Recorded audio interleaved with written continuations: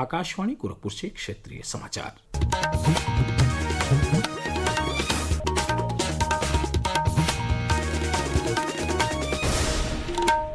नमस्कार, समाचार बुलेटिन के साथ मैं वेद प्रकाश पाठक। प्रधानमंत्री नरेंद्र मोदी ने अमेरिकी राष्ट्रपति डोनाल्ड ट्रंप से जोर देकर कहा है कि पाकिस्तान के साथ मामले सुलझाने में भारत ने कभी भी तीसरे पक्ष की मध्यस्थता को स्वीकार नहीं किया और आगे भी नहीं करेगा। विदेश सचिव विक्रम मिस्री ने इस संबंध में जानकारी दी। प्रधानमंत्री मोदी ने राष्ट्रपति ट्रंप को स्पष्ट रूप से कहा, कभी भी किसी भी स्तर पर भारत अमेरिका ट्रेड डील या अमेरिका द्वारा भारत और पाकिस्तान के बीच मध्यस्थता जैसे विषयों पर बात नहीं हुई थी। सैन्य कार्रवाई रोकने की बात सीधे भारत और पाकिस्तान के बीच दोनों सेनाओं की एग्जिस्टिंग चैनल्स के माध्यम से हुई थी और पाकिस्तान के ही आग्रह पर हुई थी। प्रधानमंत्री मोदी ने जोर देकर कहा कि भारत ने न तो कभी मध्यस्थता स्वीकार की थी, न करता है और न ही कभी करेगा। विदेश सचिव विक्रम मिस्री ने बताया है कि टेलीफोन पर बातचीत के दौरान प्रधानमंत्री मोदी ने राष्ट्रपति ट्रंप के साथ ऑपरेशन सिंदूर के बारे में चर्चा की। बातचीत के दौरान प्रधानमंत्री ने दोहराया कि भारत अब आतंकवादी कृत्यों को छद्म कार्रवाई नहीं बल्कि युद्ध की कार्रवाई मानेगा। इस दौरान राष्ट्रपति ट्रंप ने आतंकवाद के खिलाफ भारत की लड़ाई के प्रति समर्थन व्यक्त किया। विदेश सचिव ने यह भी बताया कि प्रधानमंत्री मोदी ने राष्ट्रपति ट्रंप को क्वाड की अगली बैठक के लिए भारत आने का निमंत्रण दिया। मुख्यमंत्री योगी आदित्यनाथ ने आज नई दिल्ली में राष्ट्रपति द्रौपदी मुर्मू से शिष्टाचार भेंट की। राष्ट्रपति भवन में हुई इस मुलाकात की श्री योगी ने अपने सोशल मीडिया पोस्ट पर तस्वीरें साझा करते हुए राष्ट्रपति के प्रति आभार जताया।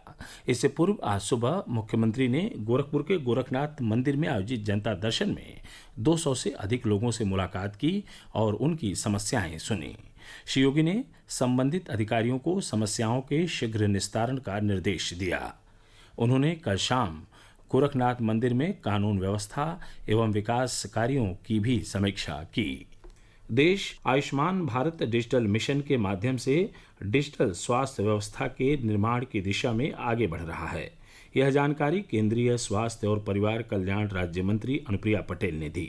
उन्होंने विकसित भारत का अमृतकाल सेवा सुशासन और गरीब कल्याण के 11 साल विशेष श्रृंखला के तहत कल आकाशवाणी समाचार के साथ बातचीत की। इस विशेष साक्षात्कार में केंद्रीय स्वास्थ्य राज्य मंत्री ने कहा कि अब तक 77 करोड़ देशवासियों का आयुष्मान भारत स्वास्थ्य खाता पहचान पत्र बन चुका है।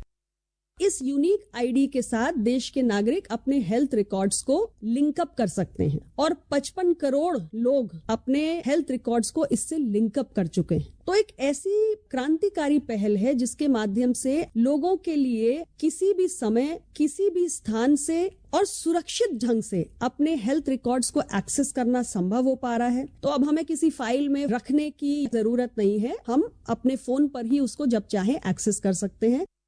सरकार इस वर्ष 15 अगस्त से 3,000 रुपए की कीमत वाले फास्टैग आधारित वार्षिक पास की शुरुआत करेगी। इससे देश भर में राष्ट्रीय राजमार्गों पर निर्बाध और किफायती यात्रा संभव होगी।